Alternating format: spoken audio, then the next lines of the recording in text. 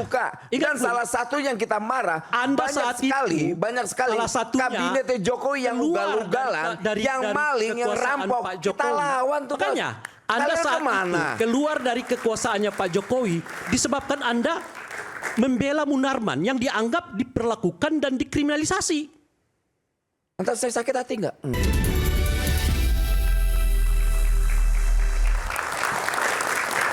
Saya nggak kerasa ini udah sesi terakhir dan harus ada closing statement. Saya mulai dari Bung Rey dulu deh. Saya? Dari tadi soalnya agak diam. Silakan Pak.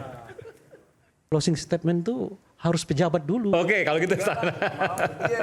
Kalau Bang Rey, nanti kan dijawab sama. Kalau Wamen dulu nanti nggak bisa dijawab. Wamen pembuka. Sekarang sebagai kritikusnya. Baik. Sekarang kita berbicara pada dua aspek ya. Aspek pertama adalah soal tingkat kepuasan gitu. Bagi saya sih sebetulnya nggak terkejut amat dengan angka 81%. Kenapa gitu? Karena lagi-lagi ini kan melanjutkan tradisi yang dibuat oleh Pak Jokowi. Bahwa aspek pemenuhan terhadap hal-hal yang berhubungan dengan program populisme itu harus didulukan. Sehingga dengan begitu tingkat kepuasan bisa terjaga ya kalau Pak Jokowi itu kan di sekitar 70% kan. Meskipun terakhir adalah 80% kan. Nah nggak perlu pakai survei-surveian itu menurut saya sih. Udah ketahuan tuh istilahnya kan orang baru dikasih bansos. Orang baru dikasih MBK. Dikasih pajak ditunda. Nah gaji guru dinaikkan. Gaji buruh dinaikkan. Ditanya puas nggak? Ya puas lah. Siapa yang nggak puas gitu. Dengan program mereka kayak begitu. Makanya nggak butuh lagi itu survei-survei untuk bisa membuktikan. Dan itu bukan khas Indonesia. Di seluruh dunia ini kalau cara pemerintahnya begitu, pasti semua rakyatnya juga mengatakan puas gitu. Nggak mesti harus di Indonesia kan yang begitu-begituan gitu. Jadi pada tingkat tertentu, kalau pola ini yang dipakai, ya kita udah tahu tuh polanya tuh. 5 tahun terakhir yang dilakukan Pak Jokowi itu kan. Enggak, saya nggak berbicara salah dulu. Nggak, kalau mungkin nanti saya akan ke sana. Oke. Nah kalau pola ini yang dipakai oleh Pak Prabowo, ya itu sama dengan yang dipakai oleh Pak Jokowi dalam 5 tahun terakhir untuk menjaga apa yang ia sebut sebagai tingkat kepuasan kepada publik itu. Oke. Tapi jangan banyak-banyak. Nah, masalahnya adalah apa yang tadi disebut oleh Bung Yanuar. Iya. Kemampuan fiskal kita mencukupi nggak untuk melanjutkan program ini atau tidak gitu. Sebab kalau enggak bisa anjlok tiba-tiba tuh. Kalau anjlok tiba-tiba proses Bangladesh macam-macam bisa kejadian gitu. Ya. Itu pertama. Nah, selain tentu saja penghematan terhadap belanja berhubungan dengan pegawai, saya juga mengusulkan supaya pembantu presiden juga mulai diefisienkan. Kan 44 itu kebanyakan dong. Kalau dihitung-hitung misalnya kalau kita pakai aja 34 seperti yang dipakai di zamannya Pak Prabowo, Pak Jokowi, kan ada 10 kementerian yang harus dibuang tuh. Berapa tuh yang bisa dihemat? Itu bagian penghematan maksud Anda? Yang saya begini Bung Noel, kalau tingkat kepuasan Pak Prabowo sampai 80%, rasanya yuk juga nggak dibutuhkan di situ lagi gitu loh. Yuk keluar aja, nggak ada tantangan lagi tuh udah 81%, ngapain lagi di situ? Nah gaji lo ya dengan staf macam-macam itu sumbangsan ke MBG gitu loh Pak. Kau jadi aktivis lagi seperti biasa gitu kira-kira kan. Itu lebih realnya, lebih konkret. Karena fiskal kita nggak cukup kata Bung Yanuar tadi ya. Atau nyalek ya. Karena fiskal kita nggak cukup nih kalau pakai model begitu sampai 5 tahun ke depan gitu. Nah makanya kalau udah 80%, ya mau ngapain lagi gitu loh Pak. Itu satu ya. 2 menit jangan kepanjangan. Yang kedua pertanyaan, dan ini pertanyaan saya. Tingkat kepuasan kepada Pak Jokowi selama 5 tahun yang berkisar 70%, apa sih yang didapatkan oleh bangsa ini dari tingkat kepuasan itu? Saya nggak mau masuk dulu dah ke 100 hari ya. Apakah ekonomi kita membaik? Apakah penegakan hukum membaik? Apakah perlindungan terhadap hak asasi manusia membaik? Apakah kebebasan berpendapat membaik? Apakah polisi kita ya kan makin membaik? Ya, apakah tingkat kesenjangan kaya miskin makin membaik? Apakah dinasti politik makin bisa dikurangi? Dengan 5 tahun kepuasan kepada Pak Jokowi itu berkisar di angka 70%. Itu pertanyaan yang nggak perlu jawab.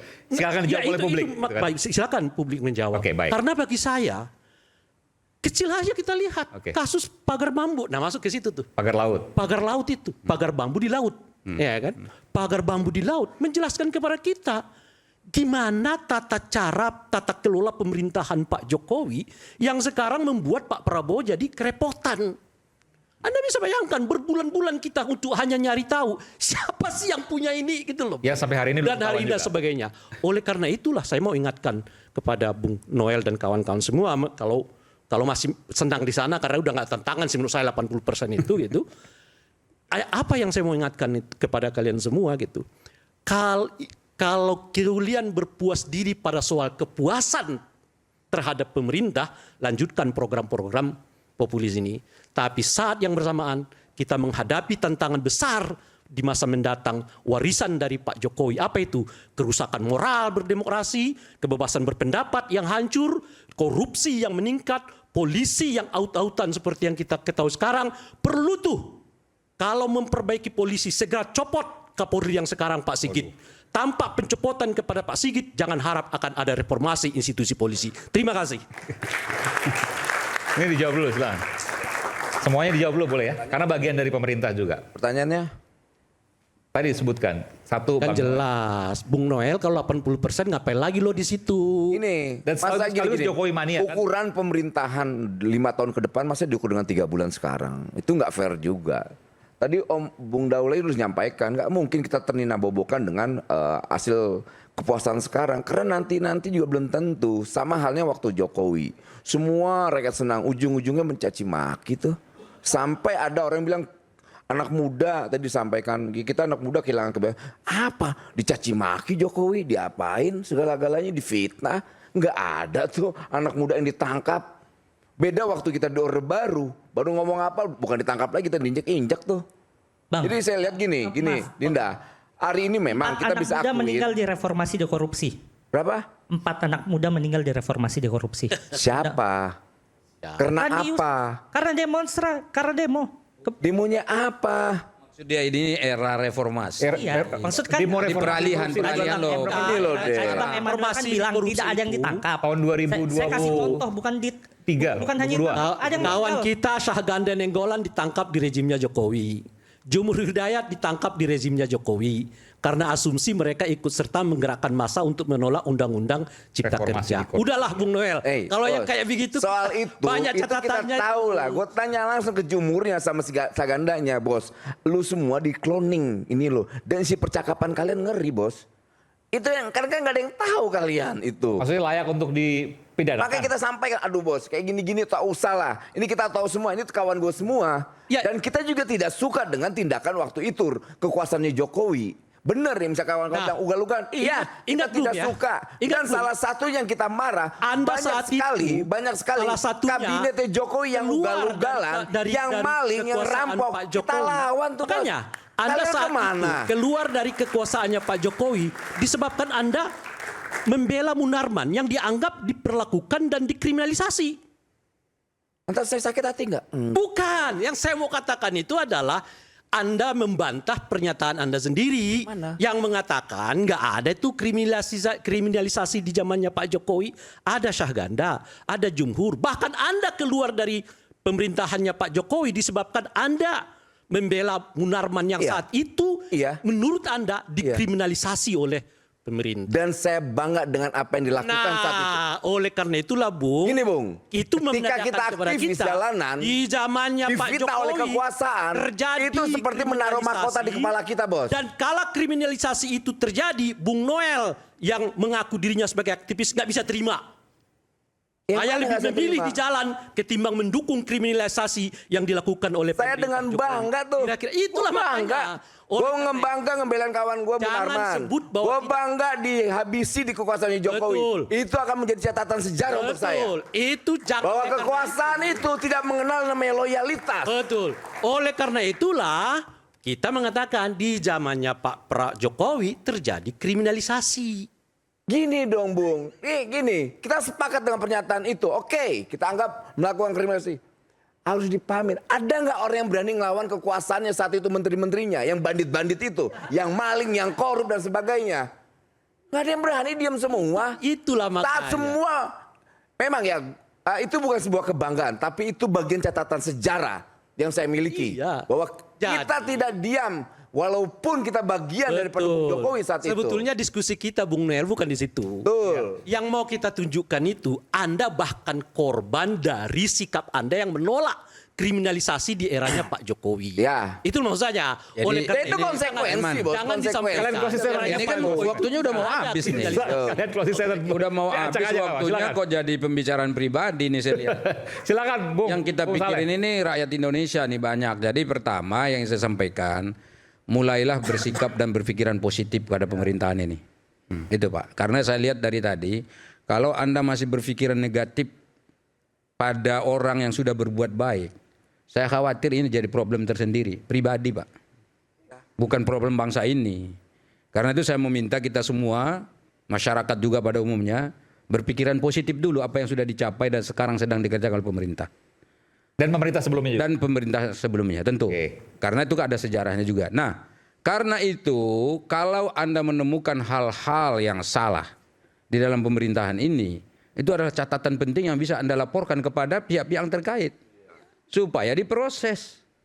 Ya kan, silakan disampaikan, oh ini kurang baik dan kurang baik. Kemudian yang ketiga, percayalah bahwa Pak Prabowo sekarang sedang sungguh-sungguh untuk katakanlah memberdayakan seluruh masyarakat kita Pak. Bukan hanya dari APBN. Tadi dikatakan APBN kita lemah. Oke Pak. Tapi ada beberapa program-program kerja yang bernuansa kerakyatan yang bukan dari APBN. Contoh penghapusan utang UMKM. Itu kan uangnya bukan dari APBN Pak. Kemudian nanti akan dikasih KUR 300 triliun. Itu pemerintah sedang bekerja sama, jangan dipotong dulu. Nah, saya mau menambah info, Pak. Rumah gratis 3 juta saya dengar tadi. Ya, sebentar dulu, nggak perlu Anda jelaskan. Oh iya makanya menambahkan Bukan, rumah Anda ini gratis kan 3 juta. inilah yang saya bilang salah satu tipologi masyarakat kita yang tidak mau maju. Belum apa-apa sudah protes, belum apa-apa sudah potong. Ya kan padahal saya sedang menjelaskan. Ya kan saya akhirnya kan bingung ini. Jadi saya sampai di titik mana tadi saya jelaskan. Dan yang ketiga, ya saya ingin KUR menjelaskan tadi, Pak, lagi soal KUR ada 300 triliun. Kebetulan di komisi saya Pak, saya tahu. Dan anggaran 300 triliun itu nggak mudah dan itu bukan dari APBN. Sama sekali 300 triliun bukan dari Bukan dari APBN, dari sekarang pemerintah sedang berkonsolidasi dengan bank-bank yang ada. Ya kan bagaimana supaya itu terpenuhi untuk siapa? Untuk masyarakat kita. Supaya UMKM kita, pebisnis-pebisnis di UMKM itu bisa muncul berkembang dan bisa bersaing dan menciptakan lapangan pekerjaan di sekitarnya. Kemudian pemerintah juga sekarang ini sedang berupaya keras keliling dunia Pak. Ke berbagai negara terutama Pak Presiden supaya orang-orang dari luar negeri datang ke sini investasi. Dan itu bukan mudah misalnya kayak di India. India ini jangan dianggap sebelah mata Pak. Ini kekuatan ekonominya juga lumayan. Ya. Cina juga lumayan Pak. Coba bayangin kan ke negara-negara ini pergi ke Amerika, ke Rusia. Ini kan semua negara-negara yang kita harapkan bisa dan mau berinvestasi ke Indonesia. Anda boleh tertawa, mencibir, silakan. Tetapi ini kan sedang dikerjakan kecuali kalau presidennya nggak mengerjakan apa-apa.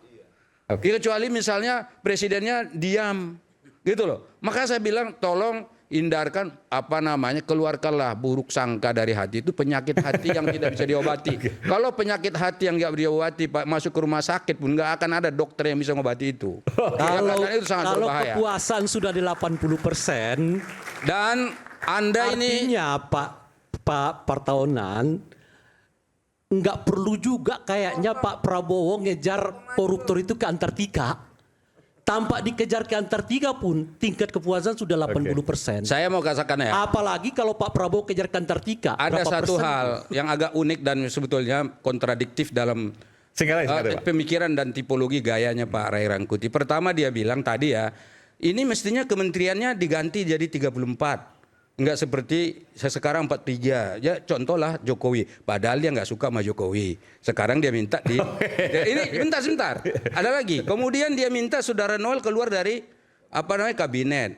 Padahal secara demokratis Noel itu masuk kabinet ditunjuk oleh presiden, itu hak prerogatif Ini perlu presiden. saya jawab dong. Dan mengungkit dan ini berseberangan dengan apa yang sebetulnya tadi dia sebut. Ya. Ini karena Dan itu pribadi tidak sedang menjawab. demokratis. Ya. Gaya-gaya Singkat aja, banyak karena waktu udah habis Ini nih. tipikal orang yang terlalu lama menjabat. Jadi setiap kritik dianggap itu kebencian. Oh saya bilang hindari dari hati Anda. Rasa yang tidak Partaonan suka. sudah mengatakan kritik saya kepada Pak Jokowi dianggap adalah ketidaksukaan saya.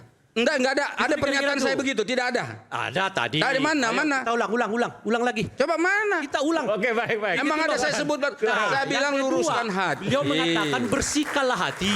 Iya. Kita ini sedang mengingatkan Pak Prabowo, jangan terlalu dinindak-bobokkan dengan angka 80%. Di depan kita ada masalah. Justru kita sedang memberi masukan kepada Pak Prabowo yang boleh jadi Noel belum sempat menyampaikan. Dan kelihatannya, Pak Tahunan belum sempat menyampaikan. dan kelihatannya Tapi Pak Rey, sudah didakwahi kita dengan mengatakan ini loh, jangan sampai jangan Anda salah sangka dengan seakan-akan Pak Prabowo tidak sadar diri bahwa angka-angka dari survei-survei itu membuat dia nina bobo. Nah, Dia iya. ngomong di media kok bahwa kita harus bekerja. Saya berbuat ini bukan supaya orang misalnya menganggap saya baik begini dan begitu. Nah. Dan jelas kok disampaikan di publik Baik. itu, apalagi kurangnya. Silakan. Baik. Baik, kalau saya intinya sederhana aja gitu ya, bahwa Singkat aja Bang ya, 1,5 menit sekarang. singkat aja, Karena udah habis kita waktu. pernah mengalami yang namanya situasi yang seolah-olah stabil, kemudian tahu-tahu krisis. Dan 98 maksudnya? 98. Oke. Dan biaya krisis itu besar Bang Aiman. Ya. Bahkan kalau kita bilang ruang fiskal kita yang sempit, salah satunya juga karena ada obligasi rekap yang ngegulung di revolving masuk ke surat utang negara. Utang terus. Ya, ada beban masa lalu yang ada di situ. Jadi saya ingin mengatakan biaya krisis itu besar. Nah, jadi saya tetap berharap bahwa pemimpin mau dia keberlanjutan, mau dia bukan keberlanjutan, dia tetap harus membawa yang namanya harapan baru. Nah, dalam situasi yang berat seperti ini, menurut saya ada dua. Kalau tidak menggeser keseimbangan, berarti keseimbangan lama. Kalau keseimbangan lama dalam sejarah yang paling dekat, Bangladesh 2024, kita mengalami 98 gitu ya, reformasi segala macam, itu kan sebetulnya karena dalam posisi yang namanya keberlanjutan sudah dalam titik puncak, yang kemudian law of diminishing return, dia menurun. Karena adanya ketidakmampuan memenuhi apa yang bisa dipenuhi sebelumnya.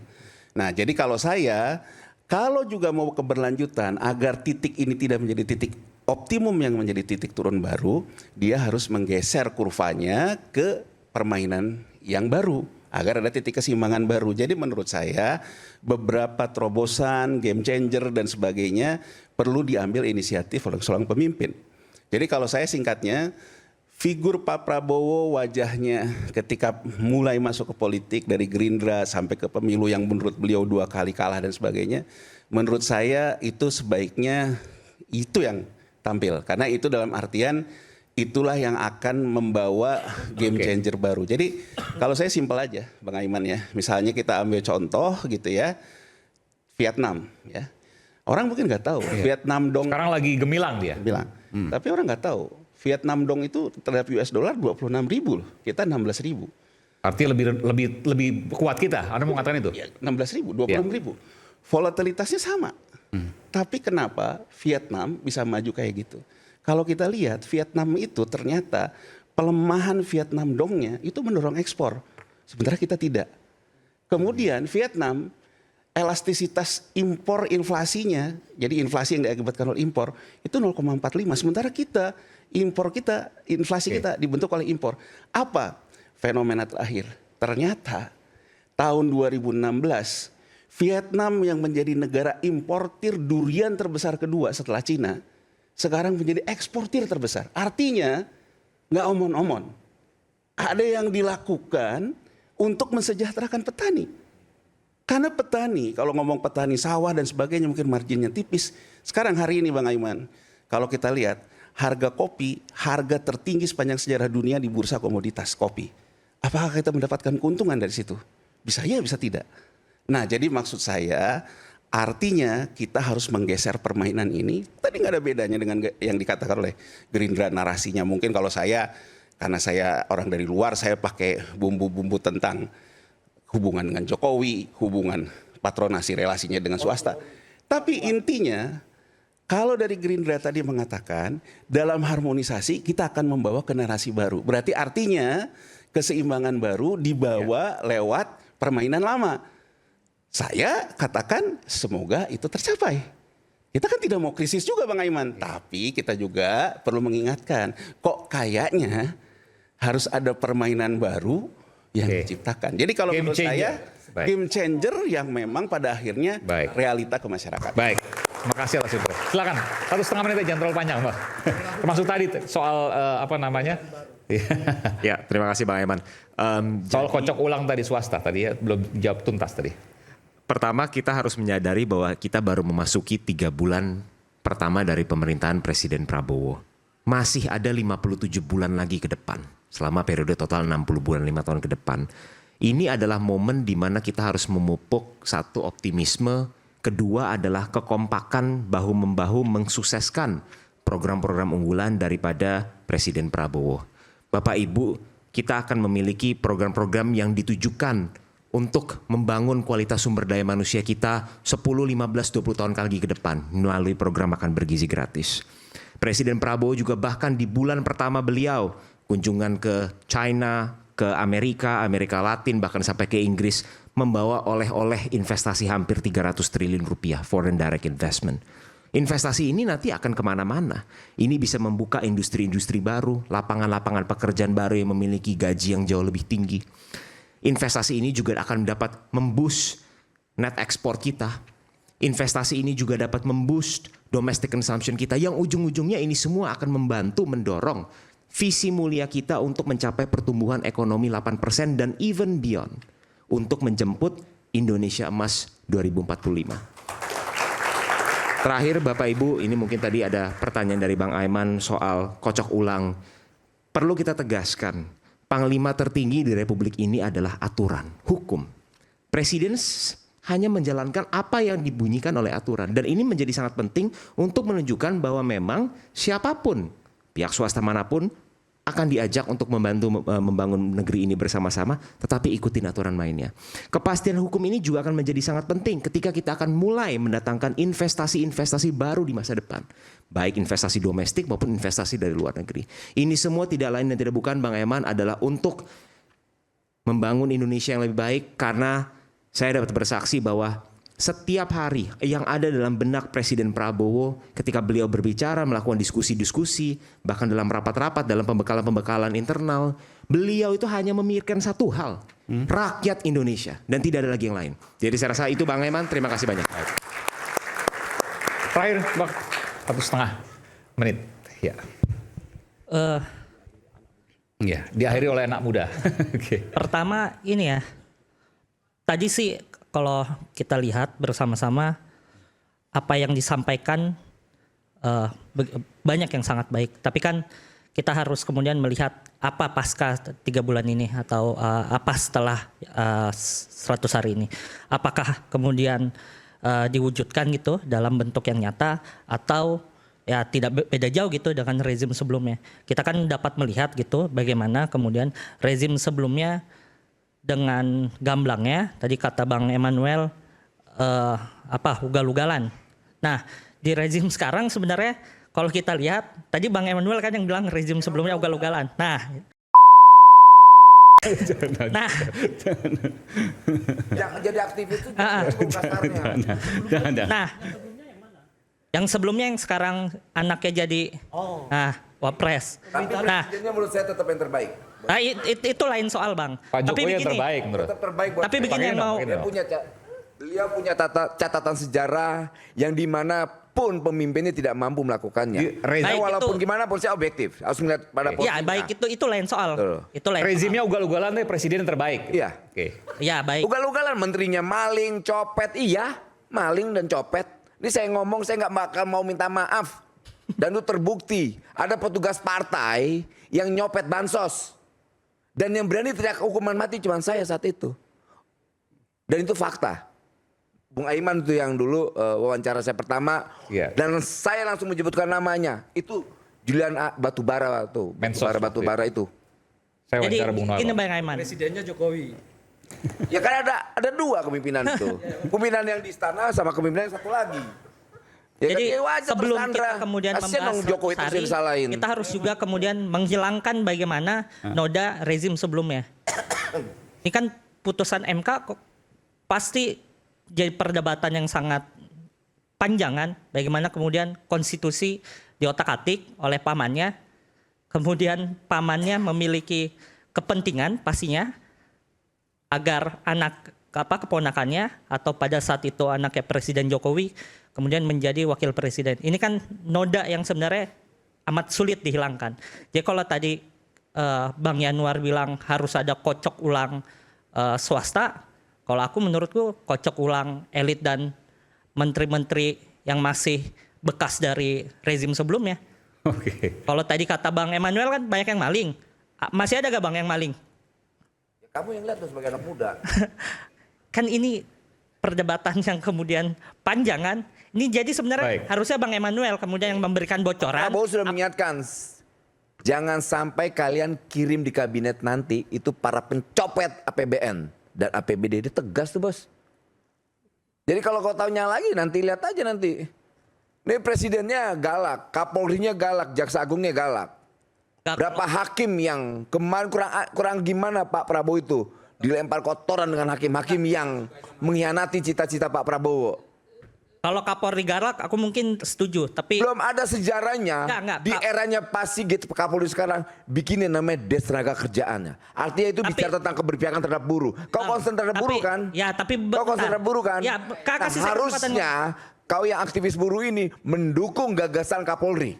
Oke. Bentar. Karena itu ada Des Tenaga Kerjaan yang tidak ada Tapi di pernah era- terjadi sebelum-sebelumnya. Tapi di era Kapolri, Sigit, nggak pernah ada seorang propam membunuh anak buahnya.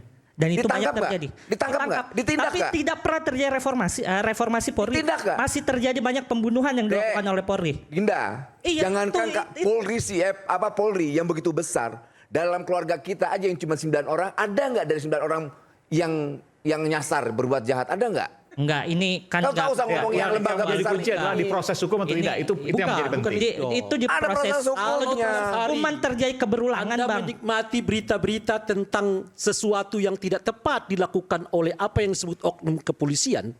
Apakah Anda mau berbicara bahwa itu bersifat oknum? Gimana coba? Banyak maksudnya banyak yang melakukan seperti itu Jadi banyak. Nah, persoalannya apa yang tindak atau disebutkan oleh- tidak? Itu Bukan soal- tradisi. Di Orde itu Baru, bukan hanya soal jangankan level penindakan. jenderal. Level sersan aja jarang mau Itu dihukum. tidak hanya soal penindakan. Ini di Bu. eranya Bagaimana Pak Prabowo, Kapolri di eranya kita Pak yang Sigit, sekarang Baik. ini ada seorang jenderal ditindak tuh melakukan kejahatan. Hari ini baru 100 hari. Tindaknya iya, Presiden tapi dan terjadi jajaran keberulangan. sah berbangga diri atas kinerja baik bernilai tinggi. Meski permasalahan di negeri ini masih bertumpuk-tumpuk. Seperti tadi ada bagian kecil yang kemudian disebutkan, ada lagi bagian yang lain, APBN dan seterusnya. Utamanya yang paling utama adalah meraih kepercayaan banyak masyarakat. Jangan sampai mereka dikecewakan karena nurani rakyat harus berada di atas semua jalan. Saya Aiman Wicaksono, sampai berjumpa pada Rakyat Bersuara berikutnya. Salam.